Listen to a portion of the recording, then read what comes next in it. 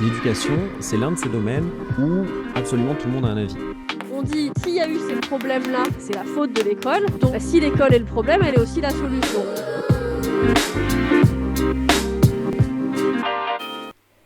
Alors que les vacances estivales se profilent, nous sommes probablement nombreux et nombreux à avoir été trahis par notre accent français à l'étranger, alors même que nous cherchions à employer notre plus bel anglais.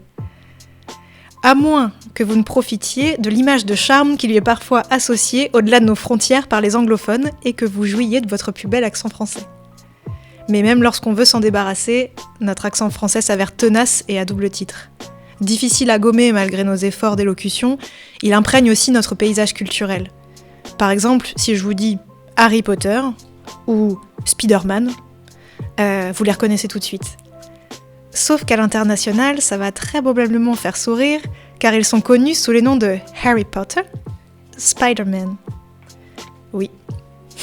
C'est d'ailleurs drôle, on se sent vite ridicule, et c'était ma foi le cas, quand on tente une prononciation à l'anglaise entre français. Alors pourquoi les Français sont-ils si connus pour leur accent lorsqu'ils parlent anglais ? Pourquoi cet accent nous colle-t-il à la peau comme si nous n'étions pas équipés pour prononcer l'anglais comme un natif ? Pour ce dernier épisode de la saison 3 de Puzzle, nous retrouvons Christelle Exard, maîtresse de conférences en anglais, spécialiste de l'enseignement de la prononciation des langues au laboratoire Savoir-Texte-Langage de l'Université de Lille et formatrice à l'INSPE de l'Académie de l'Île-Hauts-de-France sur le site de Villeneuve-d'Ascq. Bonjour Christelle. Bonjour Florène. Pour commencer, on l'a assez peu évoqué dans notre premier épisode. Donc toi, tu es spécialiste de l'enseignement de l'analyse de la prononciation des langues. Mais comment on étudie ça ? Quels sont donc tes objets de recherche et avec quelle méthode tu peux les approcher ? Tout à fait. Alors, à l'origine, en fait, je suis agrégée d'anglais et je suis venue à... La phonétique a toujours été quelque chose qui m'a intéressée depuis l'enfance. Mon oreille est irrésistiblement attirée par les accents étrangers. Pendant mes études, la phonétique avait déjà pris une place importante. J'aimais beaucoup son étude très scientifique, ça me parlait énormément. Et je suis revenue à la phonétique alors que j'étais enseignante en lycée en Normandie.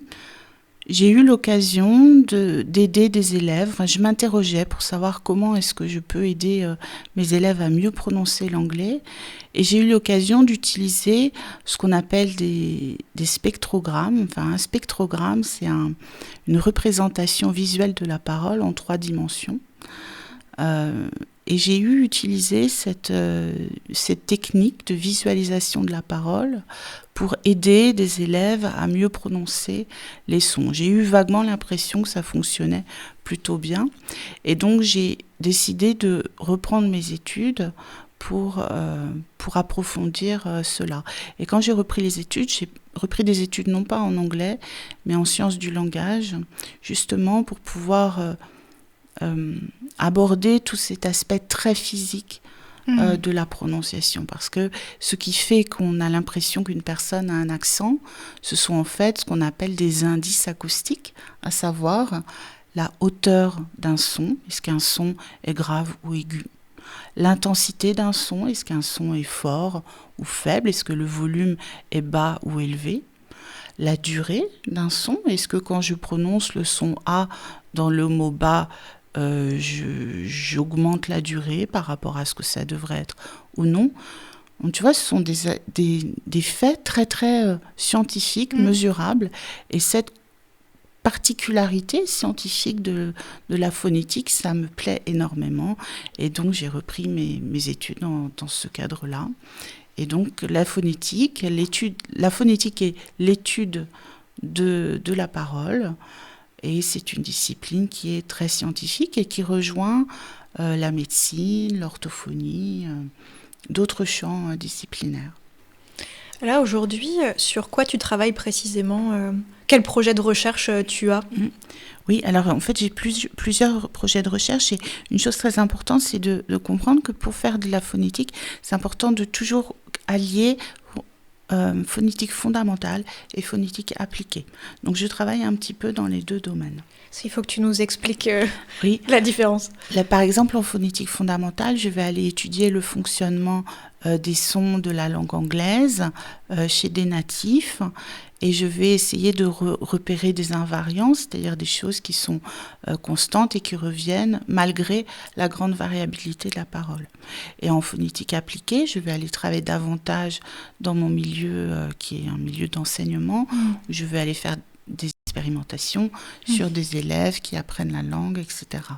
Et là, je travaille davantage dans la pédagogie, dans la didactique, dans l'enseignement de la prononciation. Tu nous avais aussi parlé d'un projet qui t'occupait beaucoup en ce moment. Je pense que c'est important parce qu'on va le remobiliser, de nous en dire 2 mots, qui s'appelle tout à fait. Clean Accent. Voilà, Clean Accent, on peut le dire à la française, aucun souci avec ça. Clean Accent. Alors en fait, on avait choisi ce nom Clean Accent pour renvoyer non pas à l'idée d'un accent propre, sous-entendu qu'il y aurait un accent sale, c'était aussi un petit peu... C'était pas tant pour ça, c'était surtout parce que ça évoquait aussi, dans la façon de le prononcer à la française, l'idée de la clinique. Voilà, parce que le laboratoire dans lequel j'ai fait ma thèse, c'est un laboratoire dans lequel on a des phoniatres, des ORL, des orthophonistes, etc. Et donc, Clean Accent, en réalité, donc c'est un... Alors, le nom a été déposé par Madame Jacqueline Vessière, qui est mon ex-directrice de thèse, qui est une grande dame, ex-ingénieure, donc qui a dirigé plus d'une 30aine de thèses. Et donc elle a déposé cette idée, ce nom, Clean Accent. L'idée au départ était de développer une méthode pour répondre aux besoins avérés de tous les gens qui veulent améliorer leur accent, mieux parler. Alors que ce soit en langue maternelle ou en langue étrangère d'ailleurs. Et donc l'idée c'est de créer une méthode qui serait fondée sur des principes phonétiques et phonologiques, évalués scientifiquement, c'est-à-dire dont on sait qu'ils sont efficaces pour rééduquer en quelque sorte la parole, que ce soit dans l'accent en langue maternelle ou en langue étrangère. Et en s'inspirant de tout ce qui est fait, par exemple, par les orthophonistes dans les troubles de la parole, par exemple. Vous voyez, par exemple, quand une personne a un cancer de la langue ou un cancer du larynx et qu'on est obligé de faire de la chirurgie, après, il y a toute une rééducation à mettre en place. Et donc, on se place un petit peu au même niveau, vous voyez. Il y a vraiment une dimension thérapeutique là-dedans. C'est quelque chose qui me plaît beaucoup. Donc Clean Accent, en effet, donc je l'ai développé avec Jacqueline Vessière dans les années à partir de 2020. Elle a déposé le nom en 2015, mais j'ai développé avec elle à partir de 2020. Et donc, on a une méthode, on a créé ensemble une méthode d'enseignement de la prononciation de l'anglais en 10 leçons. On a expérimenté cette méthode d'abord avec des enfants de CP à Évreux, ensuite avec des enfants de cycle 1, c'est-à-dire des enfants âgés de 3-4 ans, dernièrement à Paris. C'est une méthode d'apprentissage, enseignement de la prononciation de l'anglais, et les principes sont phonétiques, phonologiques. Alors quels sont-ils, ces principes ? Ils sont assez simples, mais leur efficacité est avérée. Voilà. Donc le principe, citons-en quelques-uns. Par exemple, on va avoir recours à des paires minimales. Alors des paires minimales. Oui, là je le dis plutôt pour les auditeurs et pas en version vidéocast, on le verra, mais j'ai fait des très grands yeux. Ça ne me parlait pas beaucoup. D'accord. Une paire minimale, c'est un groupe de 2 mots qui se distinguent par un seul son dans la même position. Par exemple, les 2 mots français banc et bon forment une paire minimale parce qu'ils ont le même nombre de phonèmes, c'est-à-dire le même nombre de sons, et il y a un seul son qui diffère dans une même position. Vous voyez ? Donc, par exemple, clé et clan, c'est une paire minimale.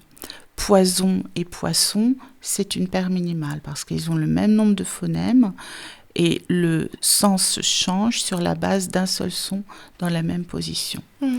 Donc, pour aider les enfants à phonologiser les sons d'une langue, c'est important de leur présenter, de leur faire percevoir et répéter et produire des mots en paire minimale. Alors, Dans nos autres principes, on a des principes plus concrets qui vont être, par exemple, quand on travaille avec des enfants, d'utiliser des mots évidemment qui leur plaisent, c'est-à-dire le vocabulaire enfantin.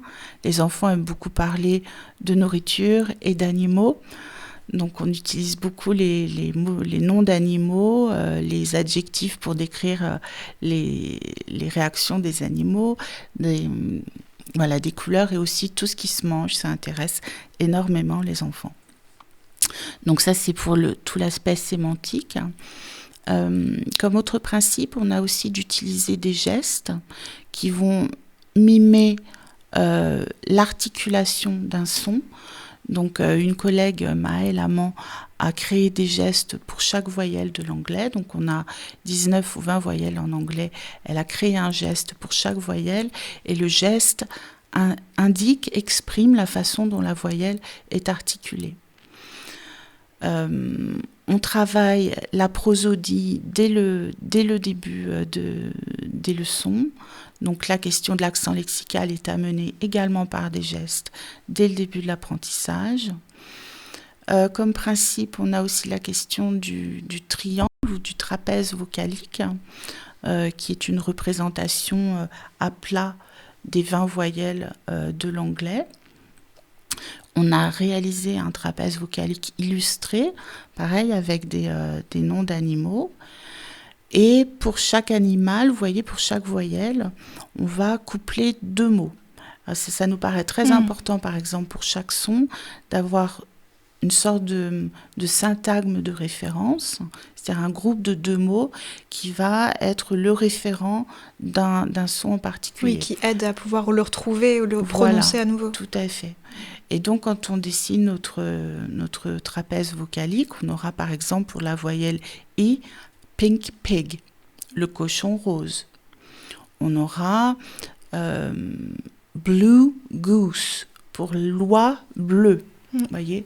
Donc c'est amusant, une oie bleue. Et donc on l'a pour la voyelle OU, Blue Goose.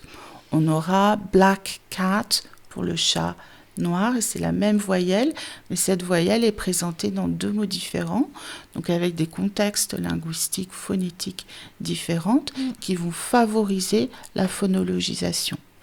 Donc ce qui favorise la phonologisation, ce sont, je le répète, les gestes, les contextes linguistiques différents, les paires minimales, la répétition.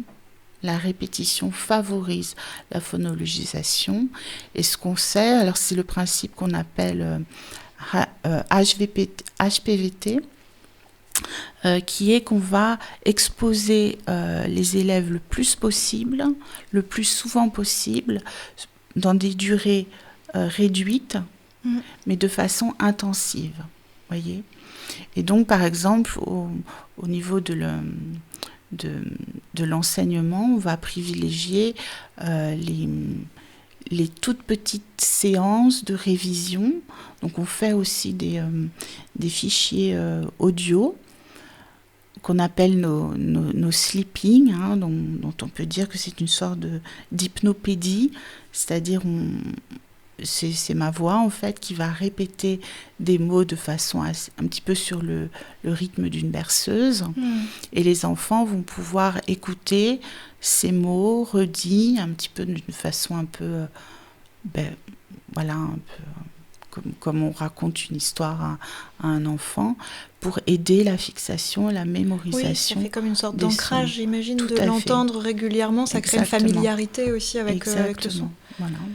Donc ça, on a ces vidéos et ces audios d'accompagnement qui permettent aux enfants de faire réviser les leçons, aux parents, de faire réviser les leçons aux enfants, ou même aux maîtresses. Les maîtresses nous disent souvent qu'elles sont très contentes par exemple, quand les enfants reviennent de récréation, qui sont un petit peu agités, on fait une petite pause détente, la tête entre les bras, posée sur la table, et on écoute la bande de la voyelle A, E, ou je ne sais quelle autre voyelle. Là, on est allé au cœur du sujet tout de suite, en évoquant les spécificités donc, de la phonétique, la phonologie. Justement, on a soulevé, notamment dans le précédent épisode, des différences en fait très importantes entre l'anglais et le français. En fait, quelles sont-elles? Pourquoi il y a cette difficulté à prononcer et à comprendre l'autre langue? Sur quoi ça s'appuie avec l'angle de ta spécialité? Tout à fait. Oui, donc ce qu'on disait pendant le premier épisode, c'était que c'était particulièrement difficile pour les francophones d'apprendre l'anglais et vice-versa, d'ailleurs, pour les anglophones d'apprendre le français. Et je disais qu'il y avait un critère qui était un critère vraiment purement linguistique, enfin, une raison purement linguistique. Alors, le français et l'anglais sont deux langues qui sont très opposées. Bien qu'elles fassent toutes les deux partie de la même famille des langues indo-européennes, en réalité, ce qu'on voit bien en ce qui concerne l'anglais, c'est que c'est une langue à substrat plutôt germanique, tandis que le français est une langue qui va être davantage apparentée aux langues latines, romanes. Vous voyez leur proximité avec l'espagnol et l'italien. Donc ça, c'est une différence importante, mais qui se manifeste au plan syntaxique, sémantique, morphologique. Bon.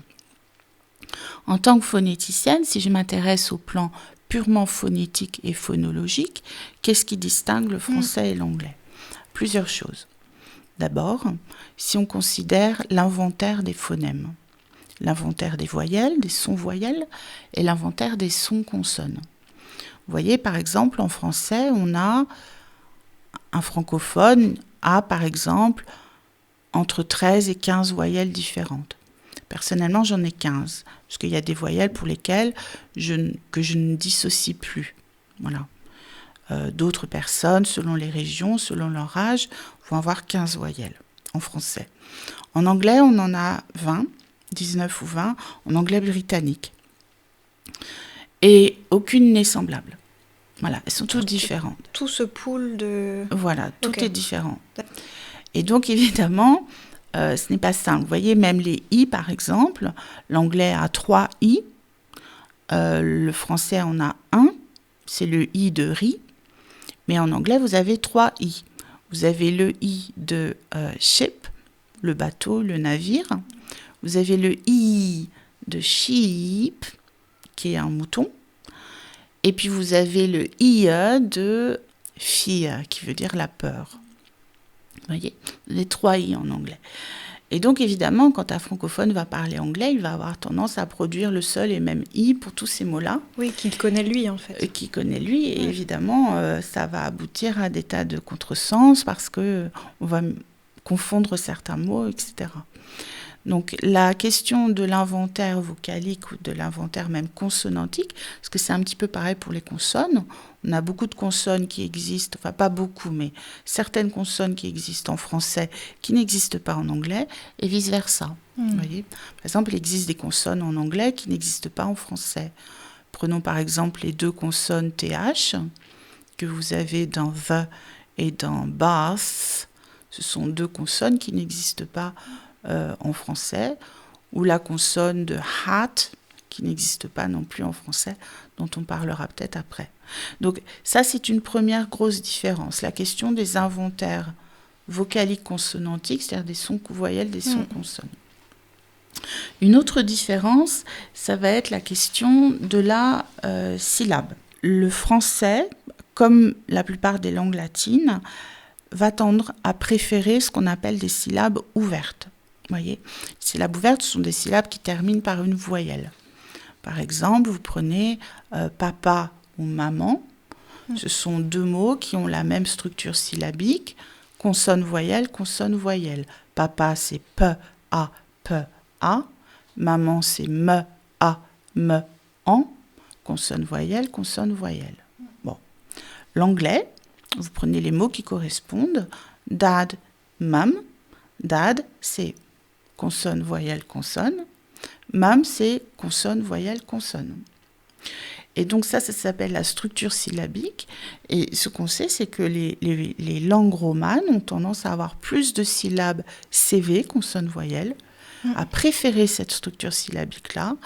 Et les langues germaniques vont préférer CVC.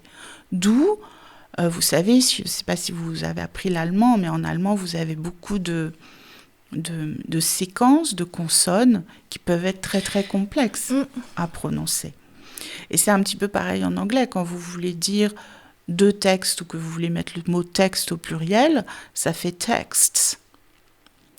Texts, ce n'est pas très simple à prononcer pour un francophone parce que vous avez en réalité 4 consonnes finales au mot. Je parle des sons. Voyez. Donc ça, cette question de structure syllabique, on parle aussi de gabarit syllabique. Donc je répète, l'anglais en tant que langue germanique va préférer les structures syllabiques fermées et le français les structures syllabiques ouvertes. Alors vous me direz, oui mais et puis quoi ? En fait, ça a énormément d'impact parce que ça va avoir un impact sur la façon dont les francophones vont prononcer les mots les uns à la suite des autres.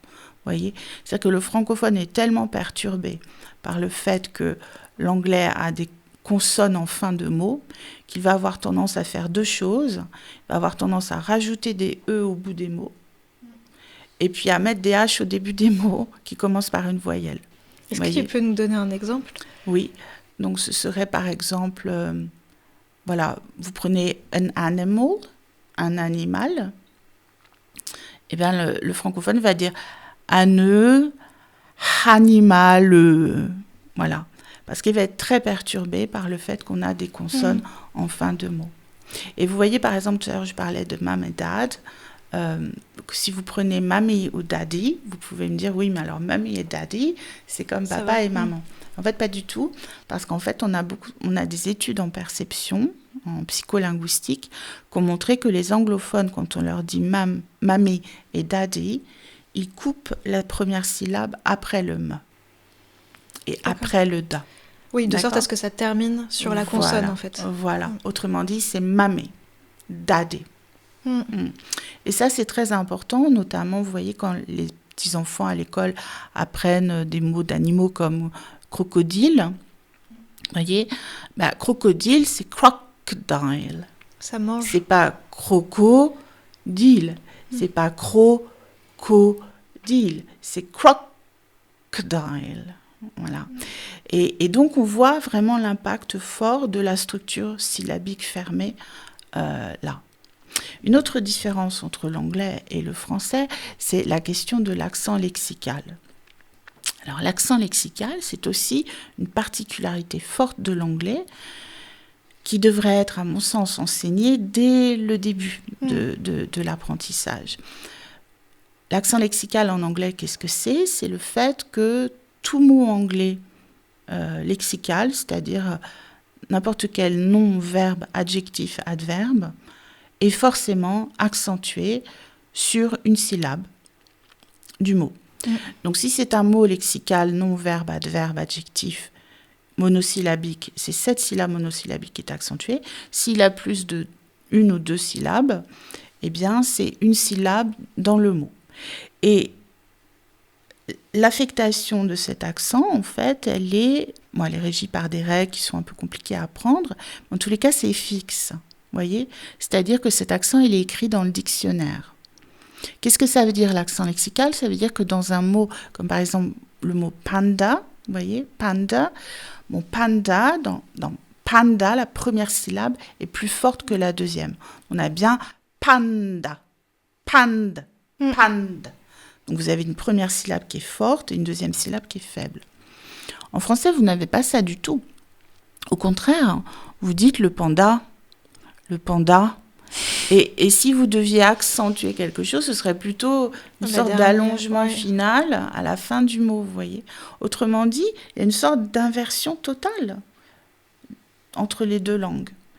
Et ça, c'est très peu remarqué, et c'est dommage, parce que vraiment, c'est source de difficultés assez conséquentes. C'est fou parce que c'est vrai que là je te coupe et je m'imagine bien qu'il y a d'autres explications, d'autres raisons, mais en fait c'est des choses qu'en non-connaisseur ou non-connaisseuse on n'expérimente pas, ou en tout cas on le vit mais sans en avoir aucune conscience. Tout à fait. Et du coup ça met au jour des choses vraiment inconnues et assez marquantes. Tout à fait.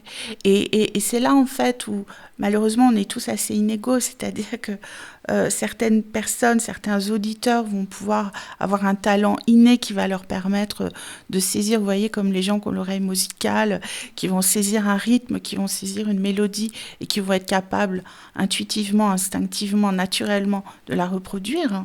Oui, sans même la penser, en fait, juste en l'adoptant. Sans même rationaliser.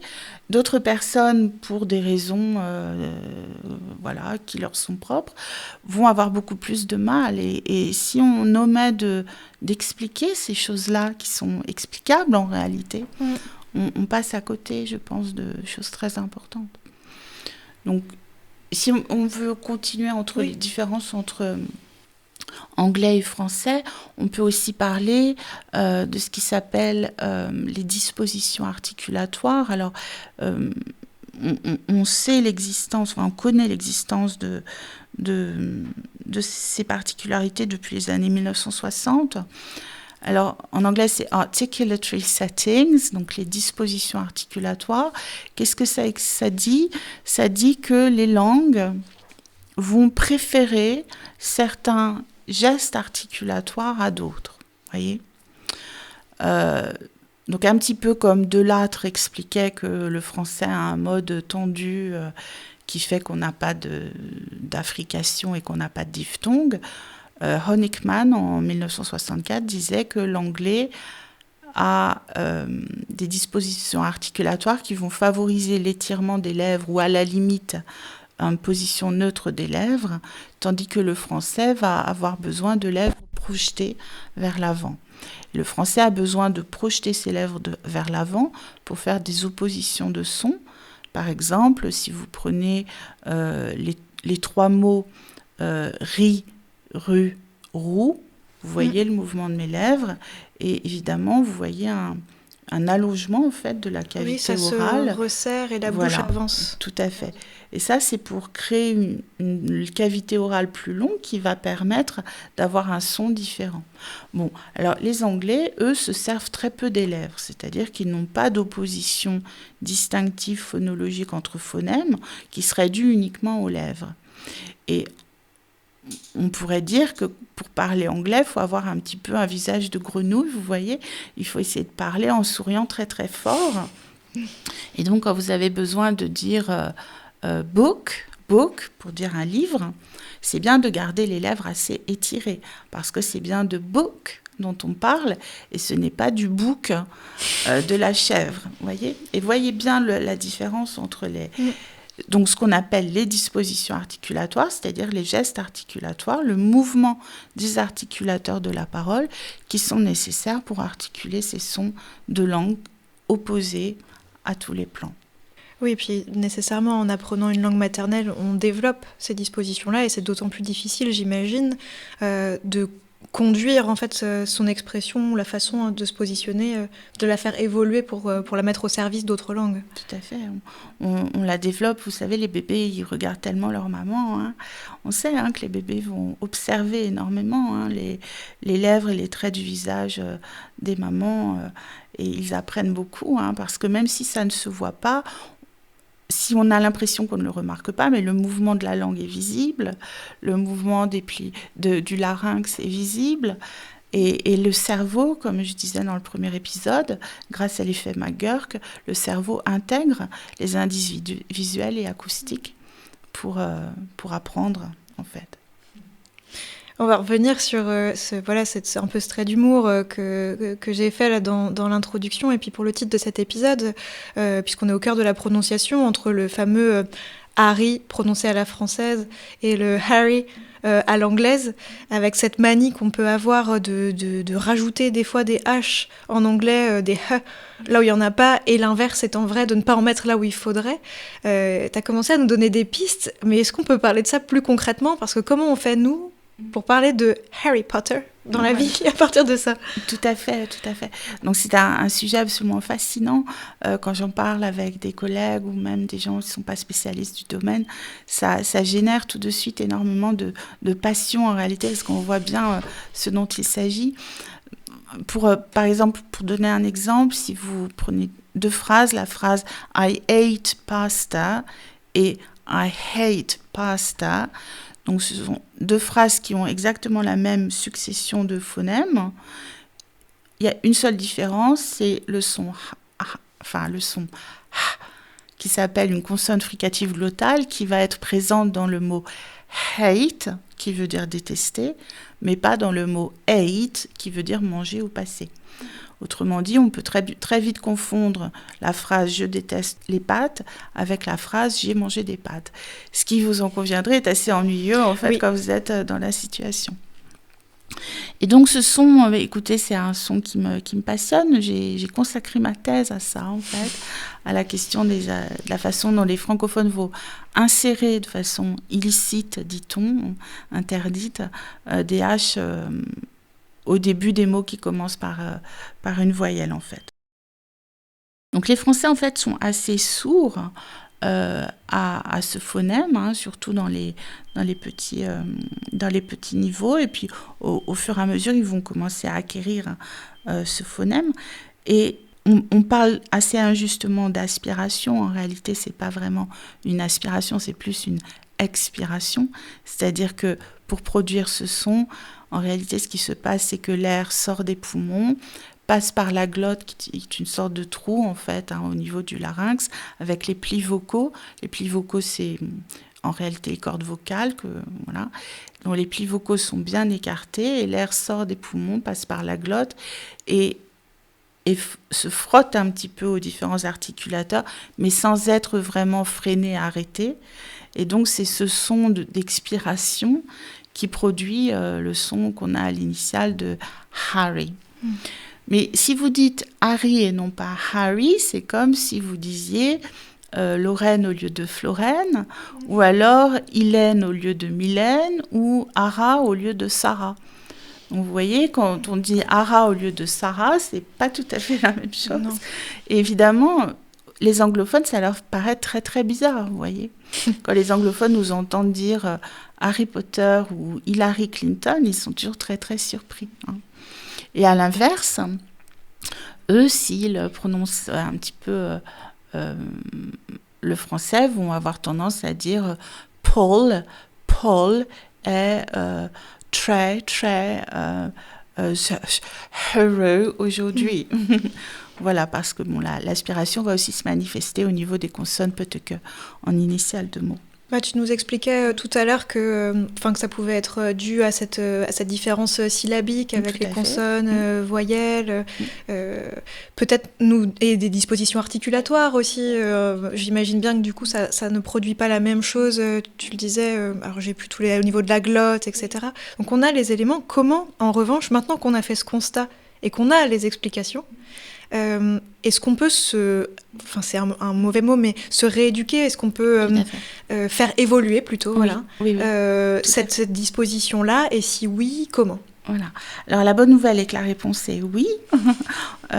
Donc pour reprendre très rapidement les 3 explications, parce que dans ma thèse j'ai identifié 3 explications, 3 causes, 3 mécanismes à ces insertions illicites de H en début de mot commençant par une voyelle. Une première explication est perceptive, elle est due à une mauvaise perception, une perception incomplète du phonème. La deuxième explication est due à la question de la structure syllabique, c'est-à-dire qu'on répare une structure syllabique CVC en CV, donc on va ajouter un E à la fin du mot précédent et ajouter un H au début du mot commençant par une voyelle, comme ça on a CVCV et on est très content, ça sonne bien perturbé. Français, voilà. Et la troisième explication, c'est la question du contrôle glottal. C'est la question de l'incapacité à contrôler sa glotte, parce que tout ce qui se passe au niveau de la glotte, c'est très automatique, vous voyez. C'est comme le cœur qui bat. J'avoue que je pense rarement à ma glotte. Voilà, vous ne vous dites pas tous les jours, bon alors là, je vais faire un exercice de contrôle glottal. De la même façon que vous ne vous dites pas, je vais entraîner mon cœur à battre. Voilà. Donc c'est pareil. Or, en réalité, on peut contrôler sa glotte. Et c'est ce que j'ai montré dans mon article qui est paru dans Anglophonia. Donc, j'avais fait l'expérience avec des élèves de première et je leur avais expliqué ce que c'était que le contrôle glottal. Donc, je leur avais expliqué scientifiquement en leur montrant le fonctionnement de la glotte pour sa fermeture, pour son ouverture. On avait aussi travaillé sur des chansons de la chanteuse Adele. Alors Adele a une chanson qui s'appelle, dont le titre est, je crois, Hello. Et dans cette chanson-là, en fait, elle va produire un peu dans les mêmes contextes des H comme pour Hello.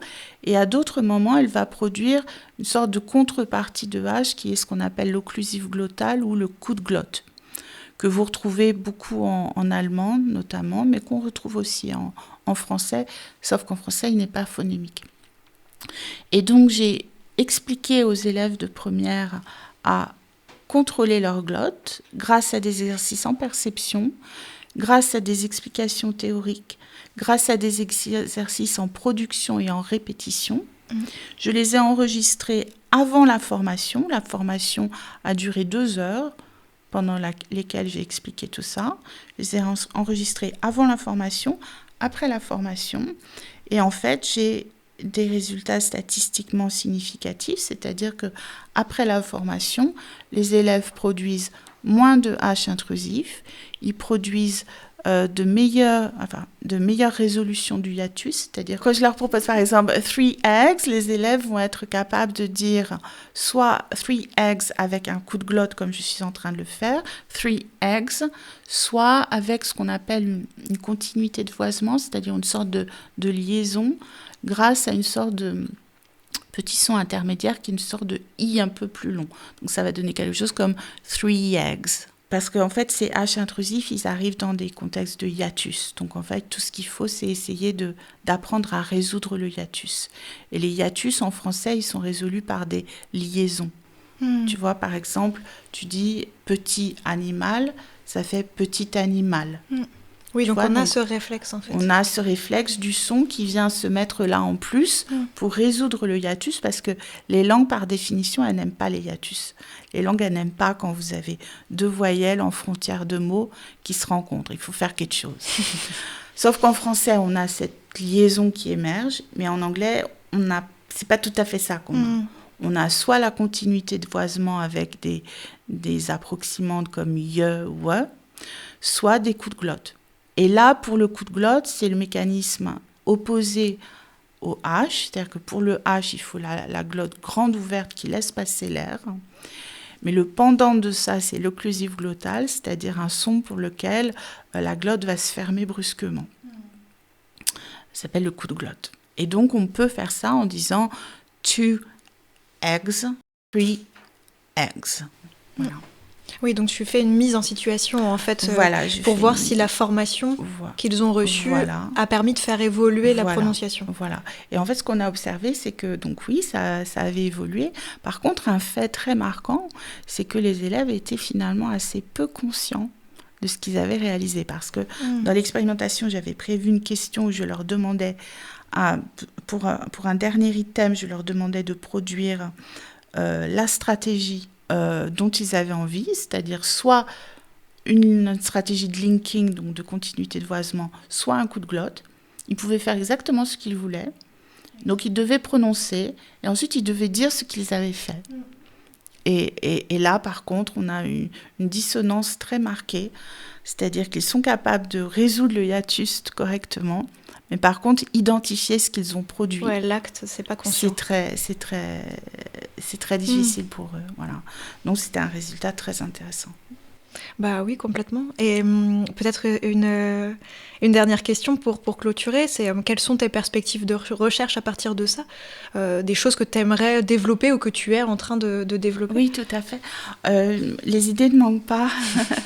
On aimerait tout d'abord développer Clean Accent anglais pour les enfants, l'étendre à d'autres langues, toujours pour un travail en faveur du plurilinguisme, parce que ce que je voulais dire aussi dans le premier épisode, c'est que dans le monde, si vous voulez, le bilinguisme, le plurilinguisme, ce n'est pas l'exception, c'est la règle en réalité.